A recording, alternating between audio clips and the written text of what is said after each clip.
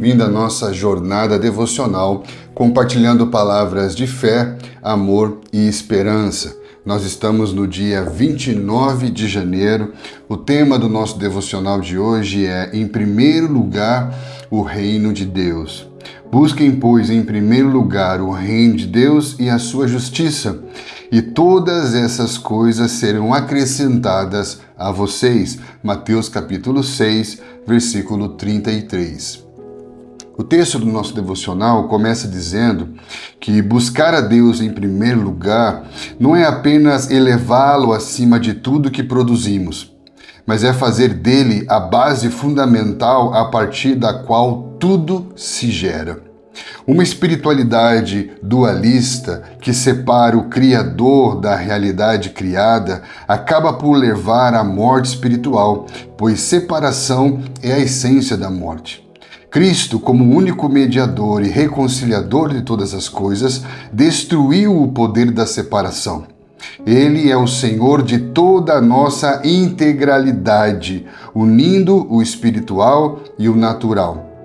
Portanto, tudo é espiritual e tudo é governado por Deus. Se você vem nos acompanhando em nossos devocionais diários, você já deve ter percebido que nós estamos pavimentando um caminho para compartilharmos então palavras de fé, amor e esperança. Se fé, amor e esperança são pilares da vida cristã, para que esses pilares sejam colocados, nós precisamos primeiro preparar um fundamento. Por isso que temos trabalhado nesse primeiro mês temas fundamentais para que então possamos trabalhar os pilares da vida cristã.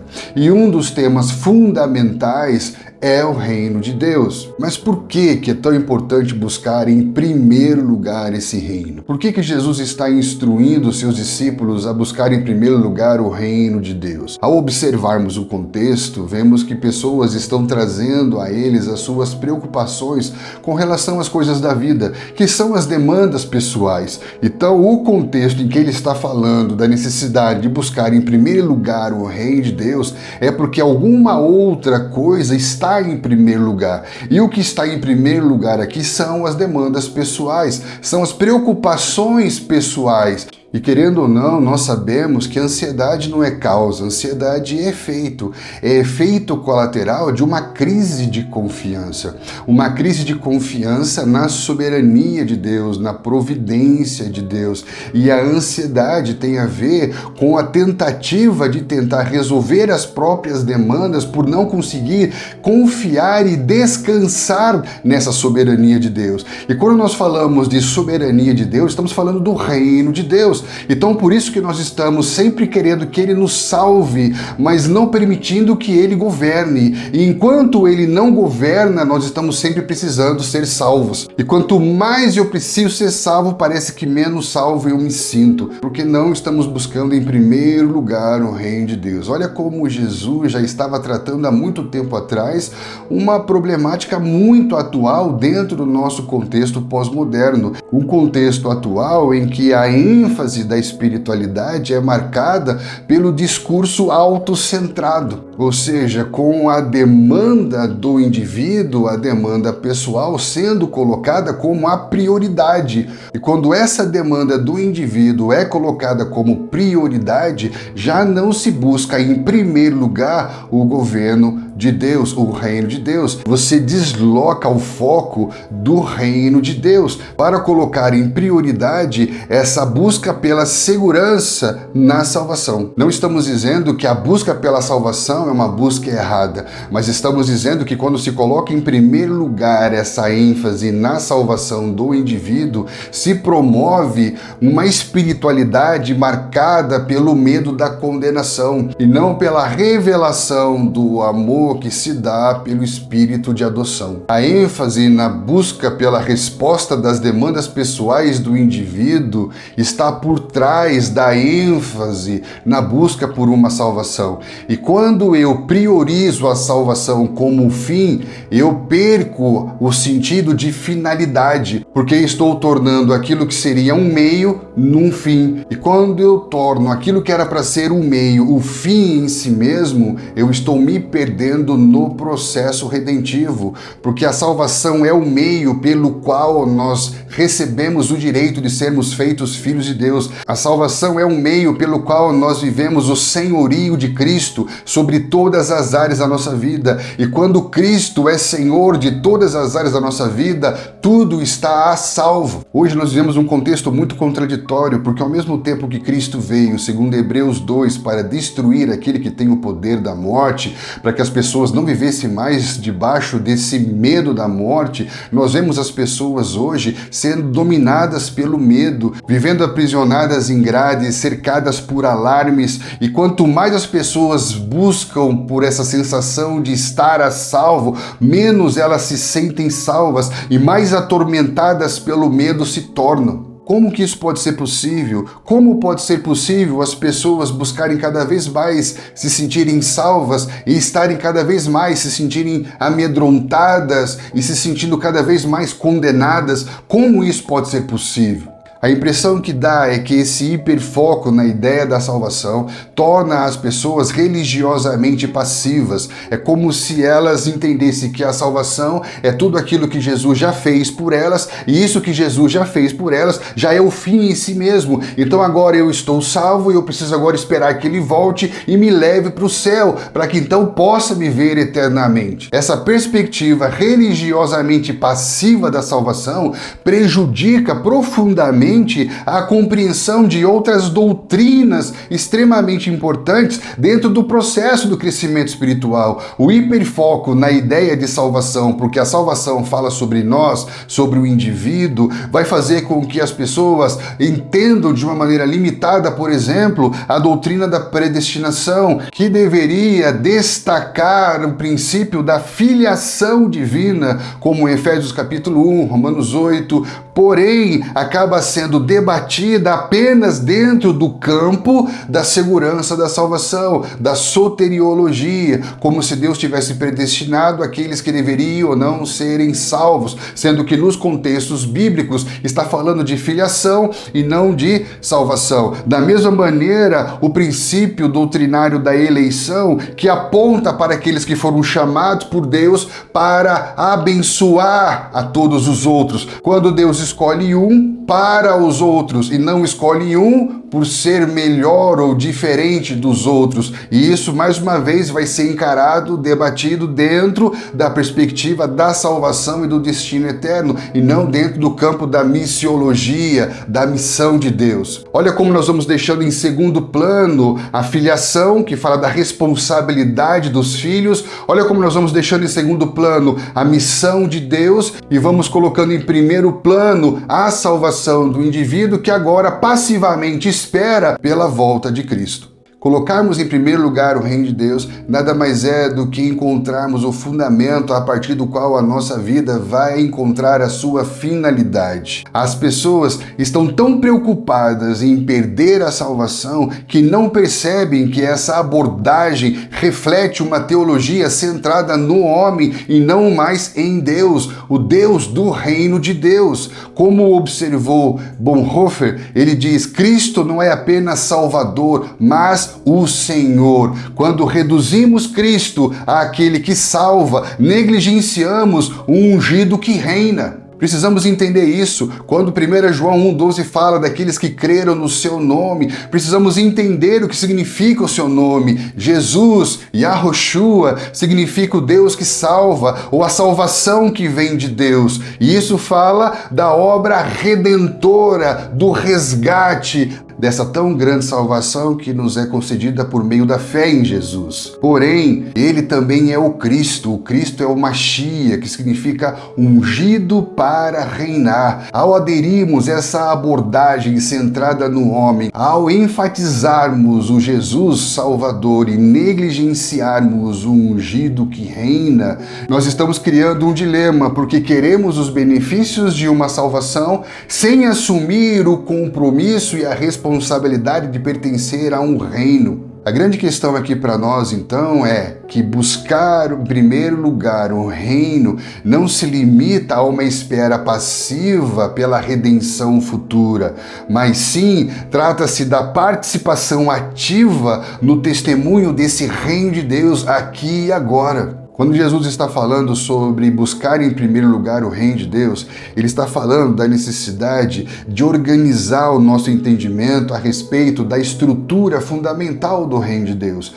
Buscar em primeiro lugar o reino significa entender que em primeiro lugar existe o Deus do reino, existe o rei do reino, e todo rei do reino tem o povo do reino, e esse povo do reino, ele vai viver segundo as leis do reino, porque todo reino tem a sua constituição, todo reino tem a sua legislação, todo reino tem os seus princípios a partir do qual estabelece uma ordem e uma justiça. A palavra justiça significa a posição correta de todas as coisas. As leis existem para colocar todas as coisas nos seus devidos lugares, para que haja uma ordem, para que haja uma justiça sobre a terra, sobre o seu território. Então todo reino tem 4 elementos: o rei do reino, o povo do reino, a lei do reino e o território do reino. Quando fala de buscar em primeiro lugar o reino de Deus, está falando de um povo que entende que esse Deus do reino tem a sua constituição, tem a sua legislação.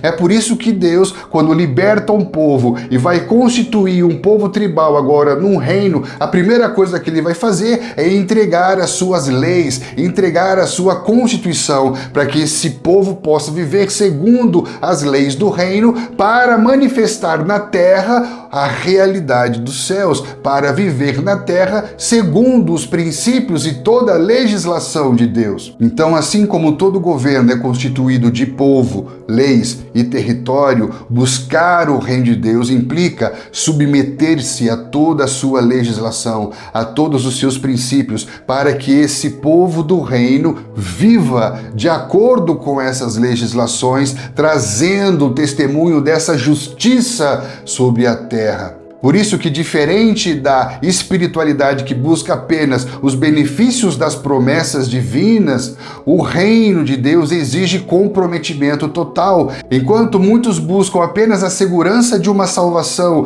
preocupados em garantir não ir para o inferno, a busca em primeiro lugar do reino de Deus exige engajamento no processo de crescimento e maturidade espiritual dos filhos de Deus para cumprir a missão de testemunhar a realidade desse reino de Deus até os confins da terra. Isso implica Deus ser glorificado em todas as áreas da vida, em toda a integralidade do nosso ser. Portanto, buscar em primeiro lugar o reino de Deus significa transcender a uma espiritualidade centrada no homem. Trata-se de reconhecer que o reino é de Deus e nós somos o povo desse reino que anda sobre as leis desse reino para dar testemunho desse reino em todo o território desse reino. Por isso que queremos encorajar você, a partir de hoje, pensar esse texto bíblico a partir de um novo mapa mental.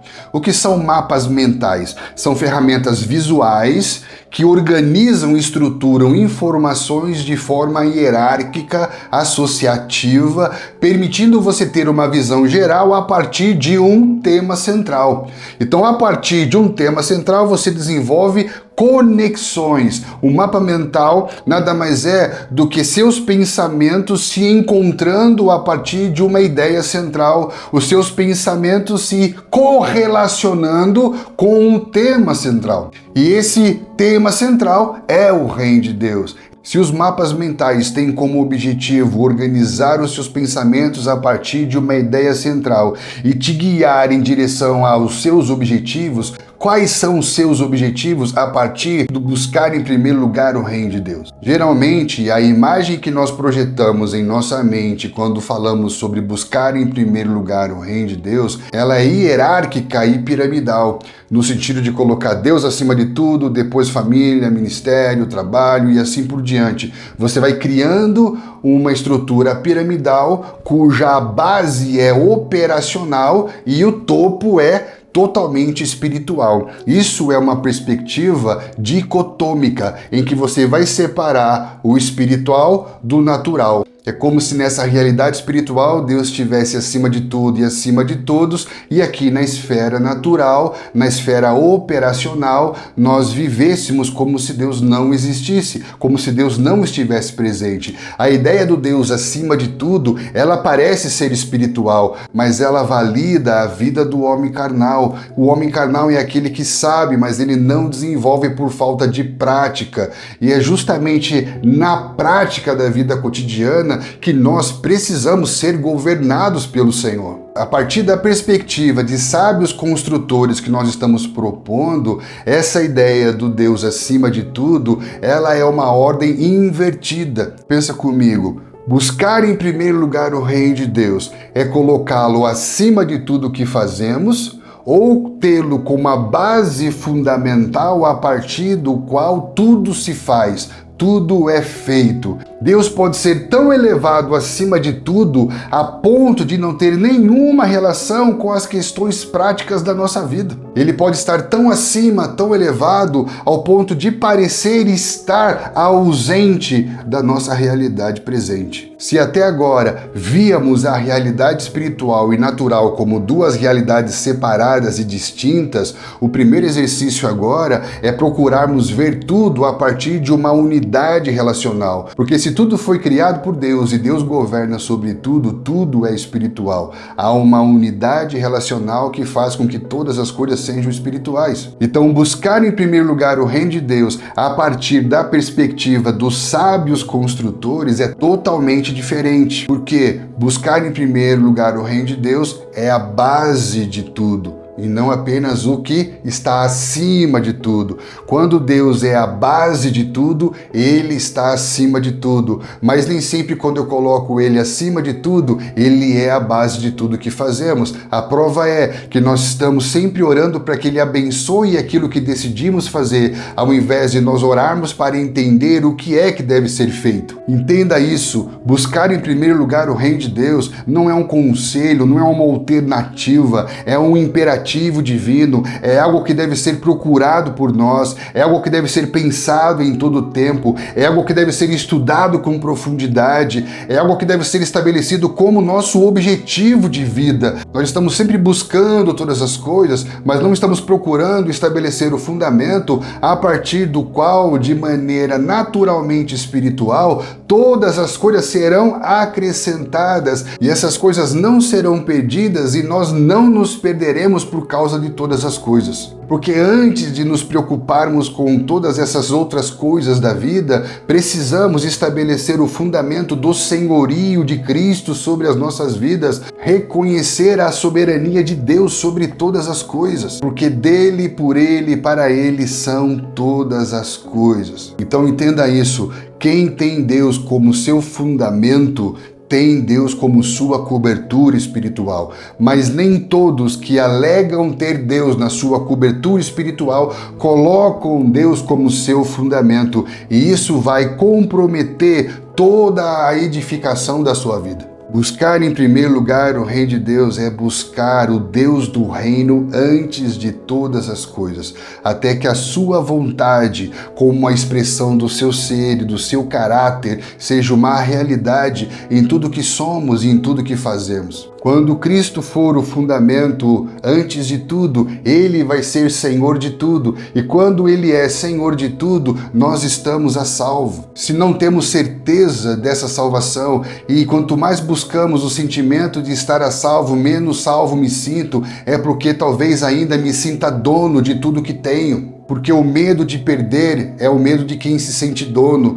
Se Cristo morreu por mim e não vivo mais eu, mas agora Cristo vive em mim, e a vida que vivo na carne, vivo para Ele, já não sou mais dono de nada, tudo é dele. E por que tenho medo de perder algo que não me pertence? Quando somos salvos por Ele, somos dele, porque Ele nos comprou com o seu sangue para Deus e nos constituiu um reino. Não existe salvação fora do reino, então nós não podemos buscar essa sensação de estar a salvo sem nos submetermos totalmente ao senhorio de Cristo sobre todas as áreas da vida. Não podemos mais decidir as coisas e depois orar para que Deus abençoe o que nós decidimos, como se o nosso plano fosse melhor que o plano de Deus para nós. Lembre-se de Pedro andando sobre as águas. Quando ele tirou os olhos de Jesus, ele ficou tomado pelo medo e gritou: salva-me. Muitas vezes estamos gritando: salva-me, salva-me, salva-me, sendo que nele já estamos a salvo. O que precisamos é ter essa convicção profunda de que quando Ele é Senhor de tudo, tudo está a salvo. Quando nós passamos pela porta do reino em Páscoa, do outro lado da porta, nós estamos debaixo do senhorio dele. Quando Ele é Senhor de tudo, tudo está a salvo. Nossa família está a salvo, nossa casa está a salvo. Veja o exemplo das Escrituras. Quando Noé entrou dentro da arca, nele tudo estava salvo. Quando Abraão obedientemente caminhou sobre as promessas de Deus, a sua família estava salvo. Onde ele governa, onde ele é Senhor, tudo está a salvo. Lembre-se disso. A porta da salvação nos colocou dentro do reino de Deus e nós devemos buscar esse reino como uma prioridade. Antes de tudo, certifique-se de que Cristo é Senhor sobre todas as coisas. Antes de orar para que Ele abençoe o seu negócio, certifique-se de que Ele é o Senhor do seu negócio, de que dele, por Ele, para Ele é o seu negócio. Antes de você orar para que Deus abençoe os seus filhos, certifique-se de que você consagrou os seus filhos para o propósito de Deus para a vida deles. Antes de você orar para que Ele abençoe qualquer coisa da sua vida, certifique-se de que Ele é Senhor sobre todas as coisas. Porque quando você busca em primeiro lugar, antes de tudo, que Ele seja Senhor de todas as coisas vão funcionar, todas as coisas vão caminhar a partir dos seus princípios, a partir da sua legislação, tudo vai estar na posição correta, tudo vai funcionar perfeitamente. Então, ao invés de ficarmos reclamando de tudo que não funciona, busquemos em primeiro lugar o seu reino, a sua justiça, coloquemos as coisas no lugar debaixo do seu senhorio para mostrarmos ao mundo como que as coisas funcionam na terra